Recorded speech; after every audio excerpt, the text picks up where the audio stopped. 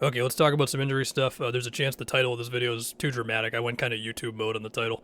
But look, obviously Embiid's injury affects the MVP race. It affects the standings in the Eastern Conference, which is obviously going to affect the playoffs. And as far as the LaVine injury, well, it obviously affects the trade deadline. It affects potentially the offseason with a future LaVine thing with his big contract in the Bulls, so let's talk about it.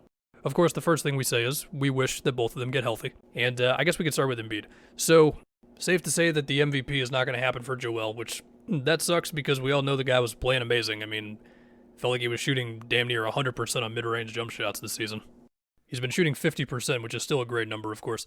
And what you're forced to look at with Philly, while we can appreciate Maxey and we can have an NBA nerd moment about Nicholas Batum, how he makes entry passes to Joel and stuff, Philly's the 5th seed. The Cavs and the Knicks are above him right now. They're both playing really well. They got a bit of a cushion on Indiana and Miami behind them. And as a result, the deck is just kind of stacking against him here. Now, if Joel does end up missing some significant amount of time, I mean, if it's surgery, it could be potentially the whole season, of course, but if not that, then let's say he's got to sit for a couple weeks and potentially minutes restriction down the road, whatever. It's not that I think Philly would crater. Like, they'd probably just tread water. I mean, as I say this, I mean, we all know the run that Cleveland went on when Garland and Mobley were out, and now both of them are back now, okay. But the point being is Philly might just be locked into the 4 or 5 seed for this season, given this Joel stuff. And if that's the case, then the deck is going to be a little more stacked against him when it comes to playoff seedings, the whole thing. And this is especially disappointing because at the time of this happening, they're still within shouting distance of the 2 seed. Like, they're a game and a half behind the Bucks. The other thing, too, is if Joel does not elect to get surgery, and they do try to make this work throughout the year, my fear is that we get to the playoffs and he's clearly not 100% Joel Embiid, which would not be the first time that that's happened in the playoffs, right? Which would then mean you can just add another cursed, if not cursed, then misfortunate season moment, whatever, into this Philadelphia 76ers story that's been going on for the last decade, if you want to extend all the way out to, the early process days and stuff. Now, is there a world in which Embiid is 100% in the playoffs and, we can have different conversations? Totally. But as of right now, it doesn't look great for the Sixers, even if, again, I don't think they're going to completely fall apart if Joel has to miss some time here.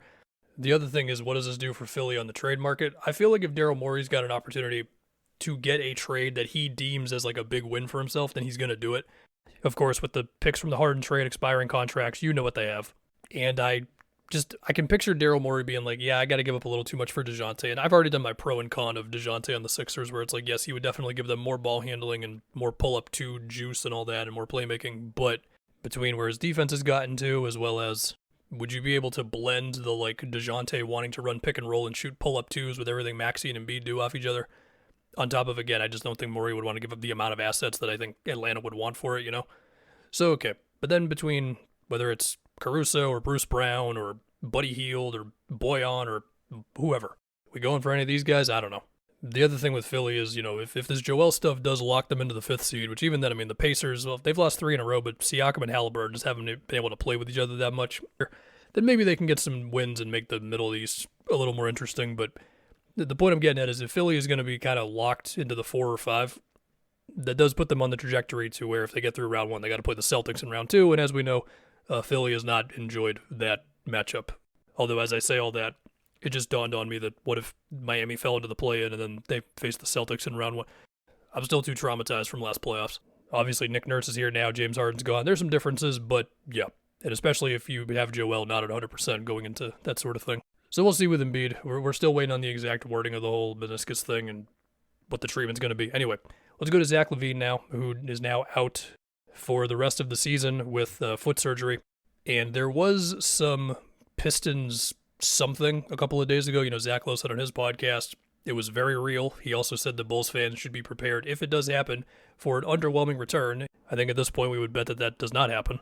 My stance on LaVine is he's a bucket getter who you don't want running your entire offense, and you got to put good defensive players around him. He's better on ball than as a team defender. I don't know, do you want your team to trade for LaVine coming off of this injury in the offseason? I mean, look, it only takes one suitor, of course.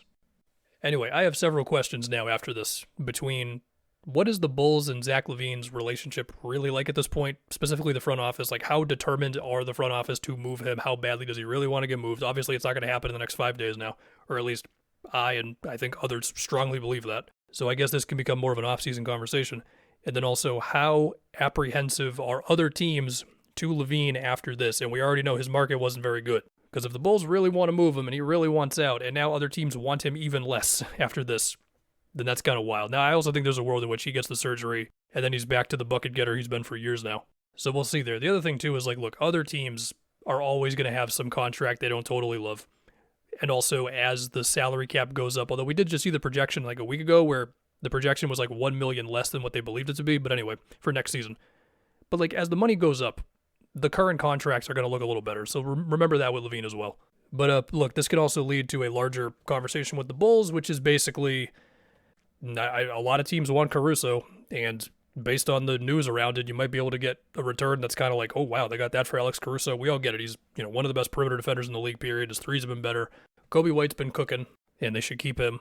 They've now got the DeRozan contract. Just it's kind of like an elephant in the room, at least for me, when I look at the Bulls situation, where I'm just like, well, he's on a 1-year deal, and if they just wanted to try to maximize wins, which is what they've been trying to do as they are the 9th seed, sure, you could re-sign him. Look, there's probably some conversation to be had about, well, would you trade DeRozan for pennies on the dollar if that's what it came down to? But I think at the least, you got to see what you can get for him. And yeah, that brings up the whole, well, how easy is it to fit DeRozan onto a team with an established offense? Okay, fine, but you got to see what you can get, man. So I don't know. The Bulls, they do have their own pick this year. They will have their pick next season if it finishes top 10 in the lottery. And just based on how this front office is operated and just based on the rumors around everybody right now for them, the only thing that I can fall on is I don't think that they're going to try to like bottom out in the tail end of the season here and maximize that pick. Even if, again, I think they should definitely see what they can get for guys.